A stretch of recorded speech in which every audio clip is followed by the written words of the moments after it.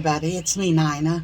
I thought I would do an update for you today. I got done with all my testing and everything yesterday, and the doctor let me know before I left the hospital that things were looking pretty normal for someone that has, heart issues. So I was glad to hear that there wasn't anything, I guess, extra they were looking for. They did let me know that my carotid arteries, well, in my neck, are starting to get, oh, can't even think, cholesterol buildup, plaque, whatever in them. And also, I guess my right ventricle in my heart is showing the damage and stuff that my past heart attack had caused it. So, but there's really no reason not to just go on living and make the best of every day. I wanted to tell you a little bit about, I had the nuclear stress test, and I told them when I got there I would like to try to walk on the treadmill a little bit, see what I could do, and without doing the total nuclear medication. So they looked at the EKG and they said that that would be fine, to let them know if there was any pains or anything going on during me walking. And they had the EKG thing hooked up all over, and then they also had a blood pressure monitor cuff on me.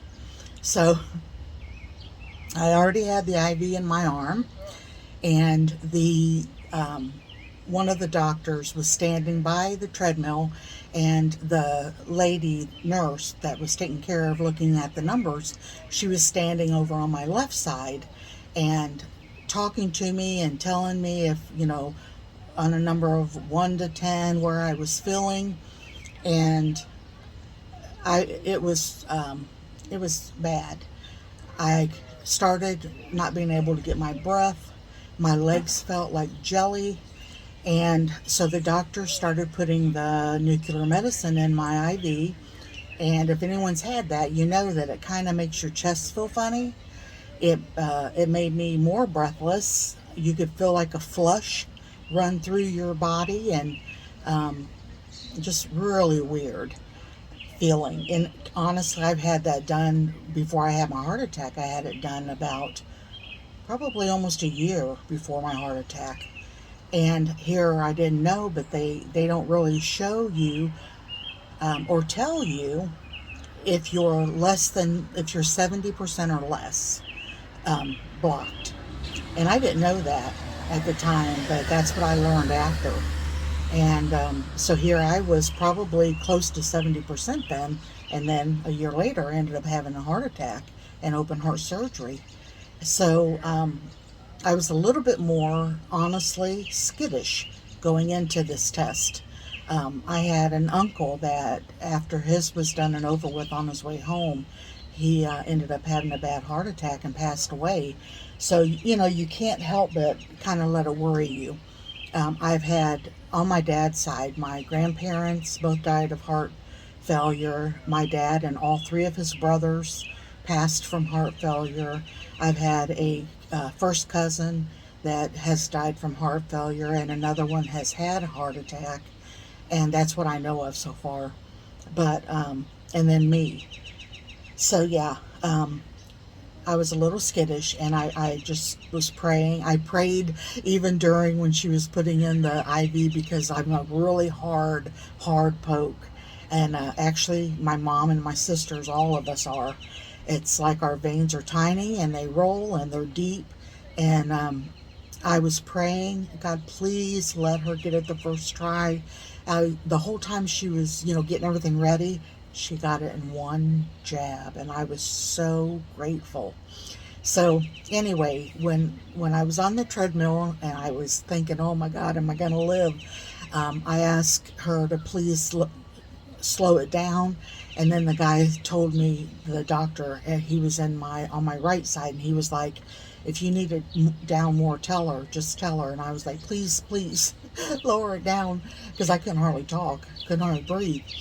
And then he went ahead and put more medication in the IV to stop what it does is when you naturally walk on a treadmill, all of your blood vessels and stuff slowly um, expand, open up. But when they give you that nuclear medication, it's quick. Everything opened, poof, all of it's opened up. And that's what was giving me the feeling of all kinds of weird feelings. And so he reversed it and they stopped it and I got off. And you know how long I did on the treadmill? I was thinking I was on there forever because I was so tired and out of breath. And 5 minutes. That's all I could do.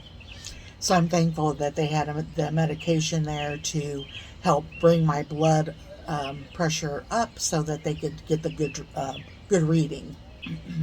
So I got, that was yesterday, and I was supposed to do a 2-day testing, but yesterday they got such good pictures and everything, they said I didn't have to come back this morning, and I was so happy. I hate getting up early. So a little bit ago, the doctor's office called me, and when I was at the doctor's, when I went, he was really upset. He's my heart doctor, and he was really upset that my family doctor that we had, okay, those of you who have been around a little while, you knew we had a family doctor for 30 some years, and medically something happened. I have no idea, but he quit the practice. So he referred us to this other doctor. I'm going to call him Dr. P. So he seemed okay, seemed nice, but he wanted to take me off of my insulin because my numbers were good. And I was like, that's why my numbers are good. Well, then he ended up taking me off. Remember when I was on that Repatha? And it's for cholesterol. It's for people that, especially, that have problems with cholesterol, that can cause strokes and heart attacks. And my cholesterol's always been really high, no matter how good I eat. They told me that a lot of it's genetics. So Dr. P had taken me off of Repatha and put me on a statin, a very low dose statin. It was only 10 milligrams. And the reason that he started so low is because I've always had lots of problems with statins. They cause me to ache and hurt all over, especially my legs. So he started me out slow on that and took me off Repatha. Well, we're thinking now that if I would have stayed on Repatha, that the cholesterol might have not been as bad, like settling in my neck and everything. So my doctor, the nurse told me today that he wants me back on Repatha. So I have to call them tomorrow. Another good thing about that is, before, when I was on it, you guys might remember, I did a video on it because at the time it was super expensive. And I actually was able to get help from the company, and the company paid for it. Well, then it got to where I couldn't, I'm not sure why the company only paid for it that 1 year. But, so they took away the help, and I can't remember the exact price, but it was around $250 a month then that I was going to have to pay out of pocket. So when the doctor took me off of it, I didn't say a whole lot about that because it was very expensive. Well, today I called my insurance company, talked to them, and they told me that what the dosage, I was on 420 milligrams when I stopped taking it. And you guys might remember it was what they call it, an infusion, a little machine, and you stuck the thing of medicine down in there, and you would stick it onto your stomach or your upper thigh, and it would take about 5 minutes or so to get the medicine in you. And so anyway, my insurance company told me today that I could pay $42 a month, or I could pay $84 for 3 months. So I'm going to do the 3-month plan on that. And so I was so thankful. I once again thank the Lord for helping us, with the cost of all that. Okay, another thing is I'm making a video, but I started the video about Willow and where Steve and I buried her at, and the plans that we have for her grave. and I'm waiting to get back a couple items, and once I do, I'll finish that video and and show you guys what we have done, and in honor of her. She was our baby. And I just want to thank you all for your love and prayers and kindness, because it was really heartbreaking for us. I've been married to Steve for 38 years, and I have never seen that man cry the way he did with Willow. And so, those of you that didn't know, we had Willow. I actually got her for my 50th birthday, and I'm 59, and she had turned 9 years old in February. And she had started out a little while ago having like tremors. And so I was looking it up, and trying to find out what would cause it, and just before I took her to the vet, just trying to see what I could find out on my own. And we thought maybe it was her treats, so we went and got her different treats, and she really liked them. She was doing good, but she would still have those like shivers or tremors. I don't even know what to call it. So I told Steve, I said, well, I have cut her hair, and I said she lost a little weight because I thought because of those other treats that she had. And I said, so maybe she's cold. We didn't have the air on or anything other than fans going, but so I put that little fleece thing that she loved to wear. I put that on her, and she seemed to just love having it on. So I left that on her, and let's see, I took it off of her maybe a day or two before. Steve had seen her 3 or 4 times having what he thought were either seizures or like mini strokes. And he told me, he said, honey, every time she acts like that, I guess her eye would roll back and she wouldn't be able to walk. And then as soon as she threw up, she would be okay again. So she was doing that. Let's see how that happened. I went down to my mom's just to visit, I think, because I hadn't seen her. And Steve was at home, and Willow was sitting on his lap, and just like an everyday thing. And he said all of a sudden she gets down, and she starts. It was horrible. So he calls me down at mom's and said, honey, come home. Willow's acting really bad. So by the time I got up here, mom just lives a couple minutes down the road. She was flipping, turning just one way, and her eyes were up in her head, set. Her face and head was like pinned to the right. She couldn't move it at all, and her body was twisted. It was horrible, you guys. So we tried. At this time, there was no vet offices open. We had called. We actually have 2 vets that we use in case one is out or whatever. And they told us that they have an answering service, and they told us about places that do the 24-hour care. And the only one the closest one to us was down near Columbus, and that's over an hour away. So I was very, very much upset. I was scared to death to make the trip with Steve and her, because I was just so much of a wreck and crying. And I held her before they left and loved on her. And at that time, she was just exhausted, and it was bad.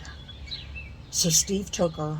She laid in the front seat on a blanket, and they got down there, and the vet took her in and worked on her for a little over a half hour, and